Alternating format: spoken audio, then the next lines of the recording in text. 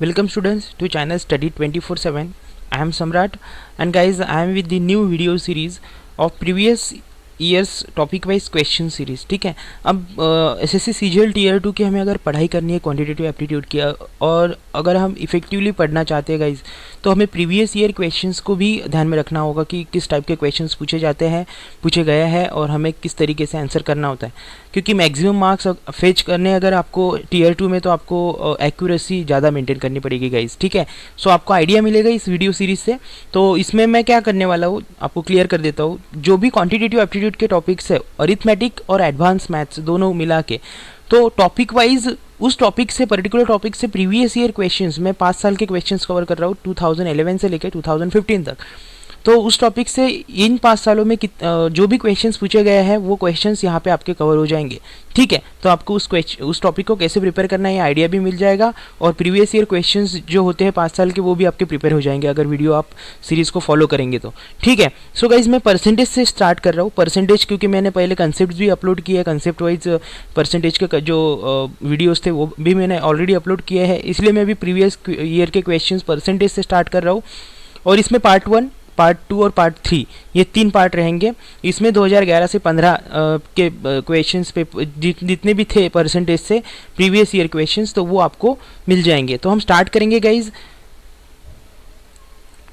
अब 2011 के question starting में देखते हैं हम। क्वेश्चन 1 2011 में क्या आया था कि देखिए सक्सेसिव परसेंटेज से, पर्टिकुलर परसेंटेज टॉपिक से ये, और ऐसे ही हर एक टॉपिक के आपको वीडियोस मिलेंगे। ठीक है, successive discounts of 10%, 20% will be equivalent to a single discount is. देखिए क्वेश्चंस जैसे होंगे वैसे ही मैंने यहाँ पे दिए हैं, और यहाँ पे आपको ये क्वेश्चन अलग तरीके से भी पूछ सकते हैं, फिर आपको उसकी कॉस्ट प्राइस दे सकते हैं, और फिर बाद में सेलिंग प्राइस कितनी रहेगी ये भी पूछ सकते हैं। लेकिन यहाँ पे इतना ही पूछा था कि अगर 10% का सक्सेसिव डिस्काउंट और 20% का 10 और 20% का सक्सेसिव डिस्काउंट्स अगर मिलते हैं तो फिर उसका टोटल डिस्काउंट कितना बनता है। तो गाइज सक्सेसिव डिस्काउंट जो है उसका फॉर्मूला रहता है x plus y minus x y by 100। ठीक है, और ये परसेंट रहता है। ठीक है, सो गाइज ये फॉर्मूला आपको यहाँ पे अप्लाई करना पड़ेगा। ये फॉर्मूला अप्लाई करने के बाद आप कैसे करेंगे एक प्रॉब्लम को, 10 + 20 माइनस 20 × 10। ठीक है, यानी 10 × 20 अपॉन 100। सो गाइज ये कितना बनता है, 28 बनता है, राइट। सो ये सक्सेसिव डिस्काउंट टोटल इतना बनेगा अगर आप 10% और 20% का सक्सेसिव डिस्काउंट्स अगर देंगे तो। ठीक है, तो ये क्वेश्चन आया था 2011 में, तो इसको आप ऐसे टैकल कर सकते हैं गाइज। नेक्स्ट देखेंगे, तो यहाँ पे सेम क्वेश्चन उसी पेपर में था कि a retailer offers the following discount scheme for buyers on an article.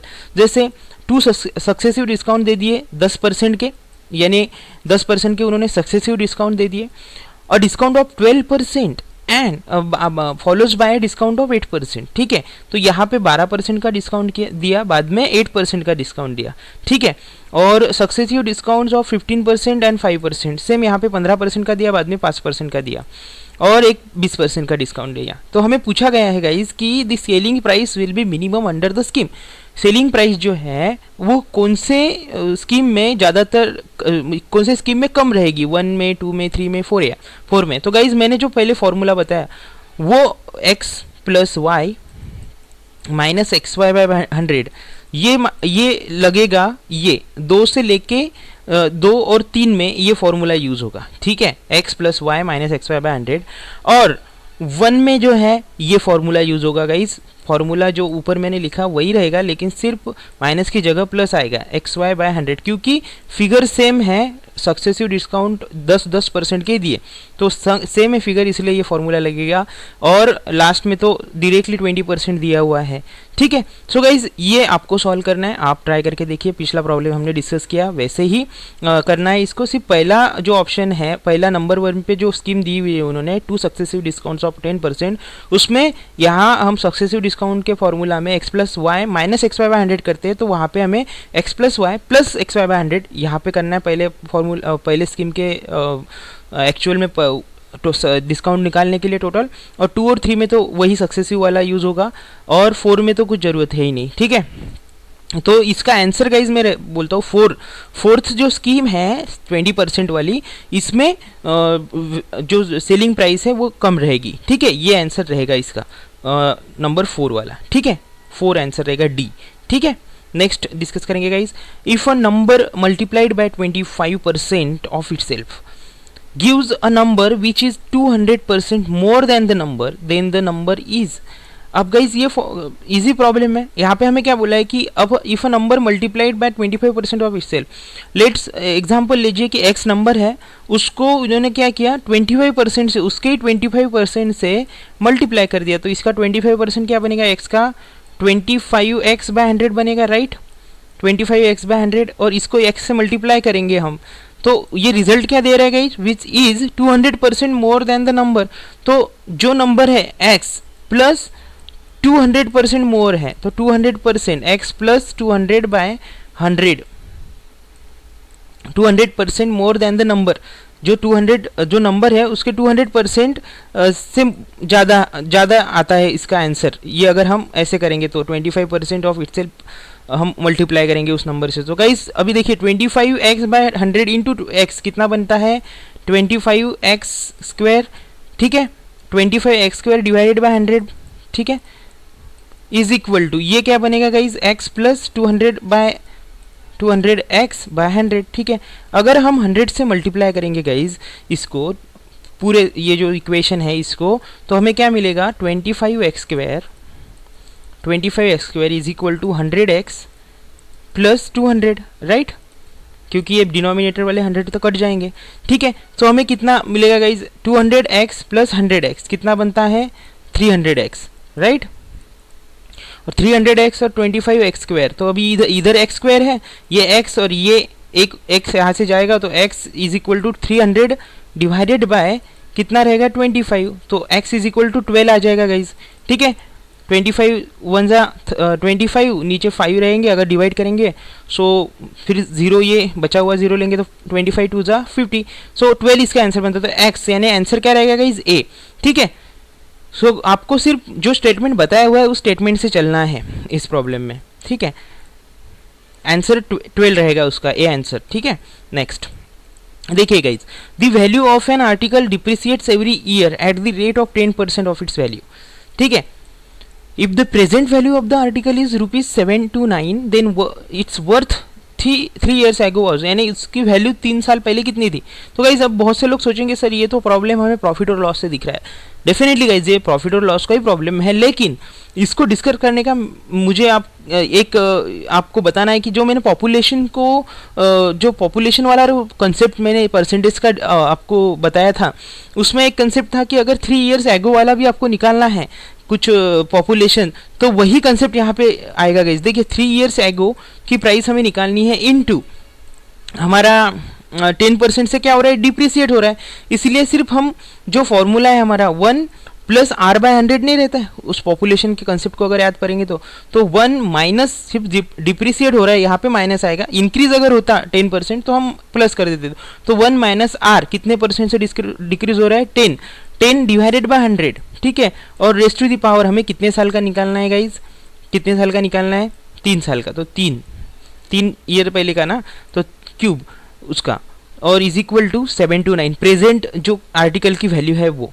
ठीक है, तो फॉर्मूला मैंने वही कंसेप्ट का लगाया यहाँ पे, लेकिन सिर्फ ये यहाँ पे आर्टिकल यूज हुआ है, पॉपुलेशन का प्रॉब्लम ये नहीं है। अब क्या बनेगा गाइज, अगर आप देखेंगे तो 3 years ago का अगर हमें निकालना है, सो ये पॉइंट अगर हम x पकड़ ले उसको, ठीक है, जो वैल्यू रहेंगी 3 years ago वाली उस आर्टिकल की, तो अगर हम उसको x पकड़ ले, x इंटू ये क्या रहेगा 1 माइनस 0.1 नहीं बनेगा ये, right.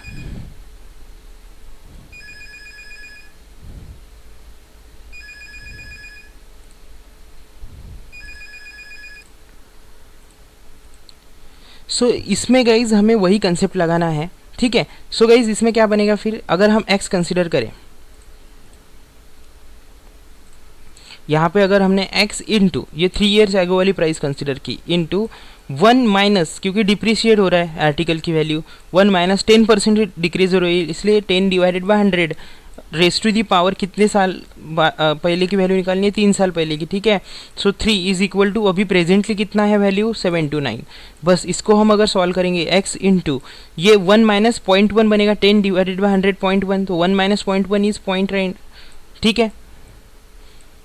So 0.9 cube is equal to 729। और गाइज आपको अगर समझ रहा होगा तो ये 0.9 क्यूब यानी 0.729 होगा, ठीक है। 9 का क्यूब ही तो 729 होता है, अब 0.9 है तो 0.729 होगा, तो ये डिवाइड में जाके 1000 बनेगा क्योंकि 729 तो कट जाएगा, ठीक है। तो गाइज इसका आंसर जो है 1000 आएगा। तो 3 साल पहले उसकी वैल्यू कितनी थी 1000, ठीक है, ₹1000। सो गाइज इस प्रॉब्लम को आपको इस तरीके से हैंडल करना होगा, ठीक है। नेक्स्ट प्रॉब्लम हम देखेंगे कि the price of onion has been increase by 50%, ठीक है। यानी जो हम कंजम्पशन रिलेटेड हमने कंसेप्ट देखा था परसेंटेज का, तो जिन्होंने भी वो वीडियो देखा हुआ है उनको तो जल्दी समझ में आएगा कि कंजम्पशन में इंक्रीज हो गई है प्राइस। तो हमें फॉर्मूला क्या, पहले तो प्रॉब्लम पढ़ लेंगे हम। The price of onion has been increased by 50% in order to keep the expenditure on onions, then the same on onions the same the percentage of reduction in consumption has to be। तो यानी consumption कितने से कम करना पड़ेगा लोगों को, अगर expenditure अपना बढ़ाना नहीं है उस कमोडिटी पे, यानी ओनियंस का एक्सपेंडिचर, ओनियन की प्राइस बढ़ गई तो उनको अपना जो बजट है वो पैसे ज़्यादा उस पर पे नहीं करना है, जितना पहले देते थे उतना ही पे करना है। तो उनको उनका जो जितने खरीदते थे ओनियंस उससे कम खरीदने पड़ेंगे, यानी कंजम्पशन कम करना पड़ेगा। तो कितना कम करना पड़ेगा, तो गाइस इसका फॉर्मूला है R/100 + R, राइट, इंटू 100, ठीक है। इतने से कम करना पड़ेगा, ये परसेंट होता है, इतने परसेंट से कम करना पड़ेगा कंजम्पशन। तो R कितना है हमारा 50, right, 50 divided by 100 + 50, right, into 100। So guys ये कितना बनता है 100/3 बनता है अगर आप सॉल्व करेंगे प्रॉपरली तो, ठीक है। 50 डिवाइडेड बाय 150 इंटू 100, तो 100/3 यानी 33 इंटू 1/3, राइट। ये जो यहाँ पे दिख रहा है 100/3, और उसको हम 33 इंटू 1/3 भी लिख सकते हैं, ठीक है। तो इसका आंसर भी रहेगा R/100 + R। अगर इंक्रीज होती है किसी भी कमोडिटी की प्राइस, अगर और कंजम्पशन हमें कितने से कम करना पड़ेगा ये निकालना है, तो उस जितना इंक्रीज हुआ है उतना अपॉन 100 प्लस उतना जितना इंक्रीज हुआ है प्राइस इंटू 100, ये रहेगा उसका फॉर्मूला, ठीक है। नेक्स्ट अब 2012 के क्वेश्चन डिस्कस करते हैं। तो वो जो अभी तक हमने 5 क्वेश्चन देखे वो 2011 में आ चुके थे, अभी 2012 के क्वेश्चन है। इसमें पहला क्वेश्चन गाइज यानी क्वेश्चन नंबर 6 टोटल में, the marks of 3 students A, B, C and are in the ratio of 10:12:15 if the maximum marks of the paper are 100 then the marks of B cannot be in the range of। देखिए अब इसमें तो simple है, आप इसका ratio निकाल लीजिए, 10x + 12x + 15x करेंगे तो 37 आ जाएगा।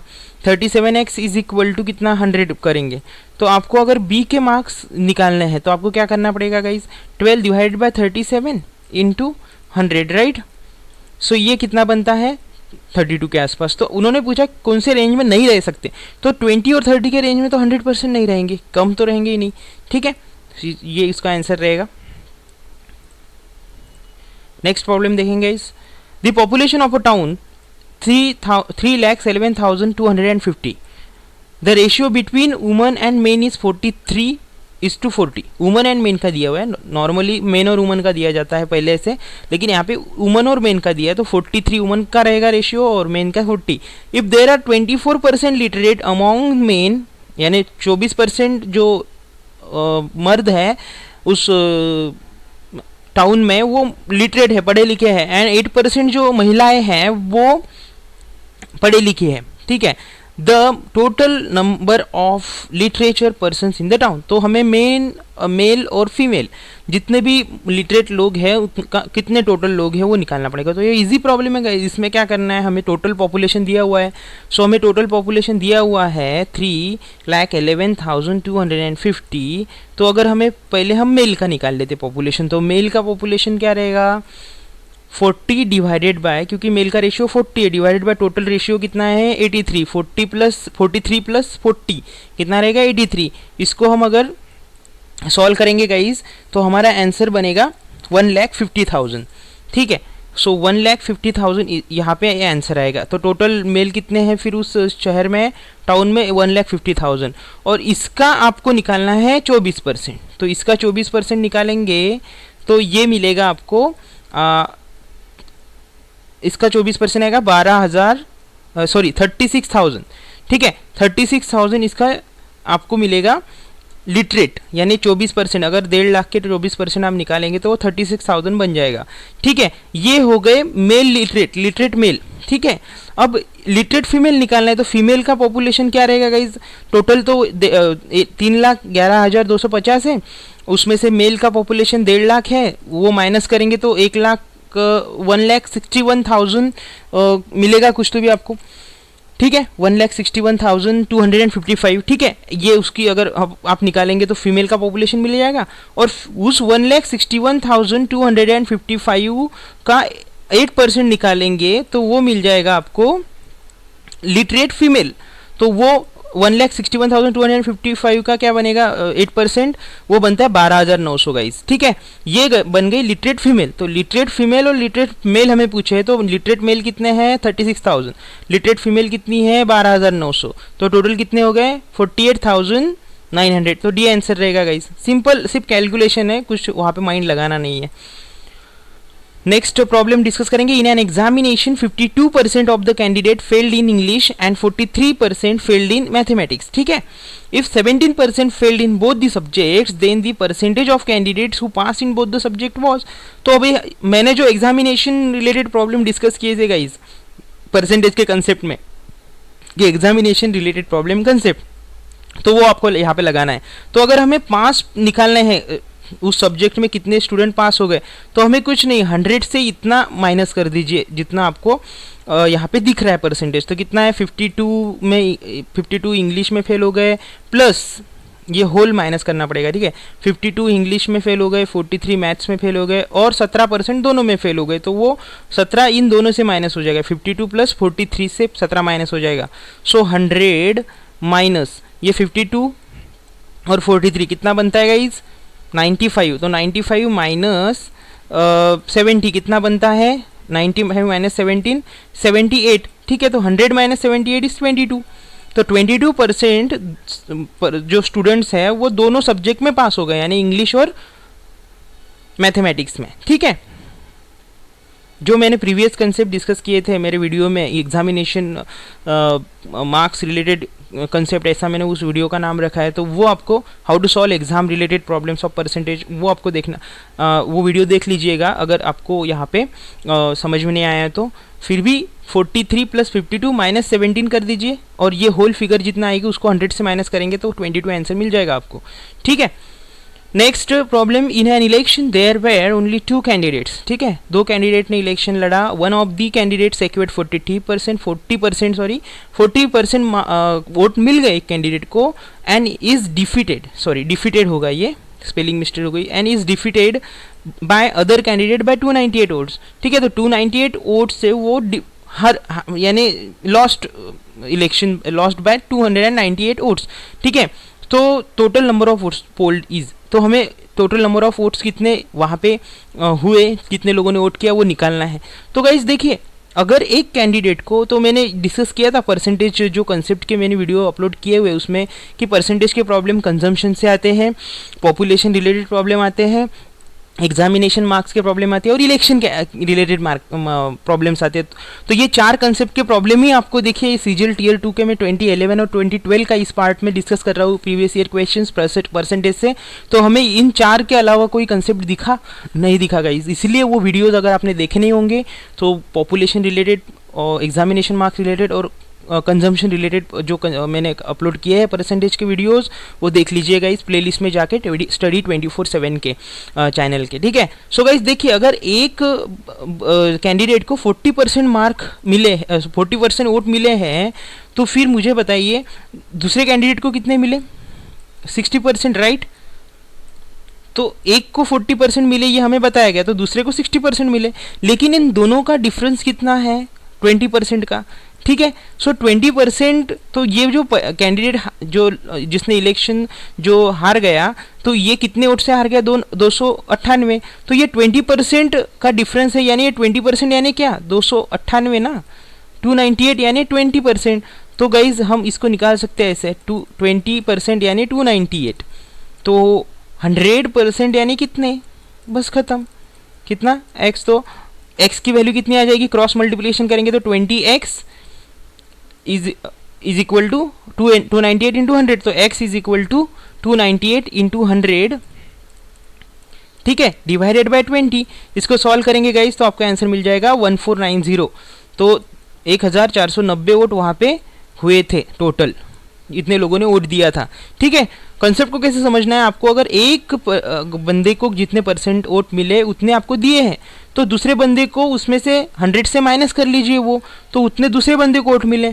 और आपको अगर कितने वोट से एक बंदा हार गया है इलेक्शन, ये अगर आपको वहाँ पे दिख रहा है, दिया हुआ है वो नंबर, तो वो डिफरेंस जो परसेंटेज में है 40%, 60% में कितना डिफरेंस है? 20% का।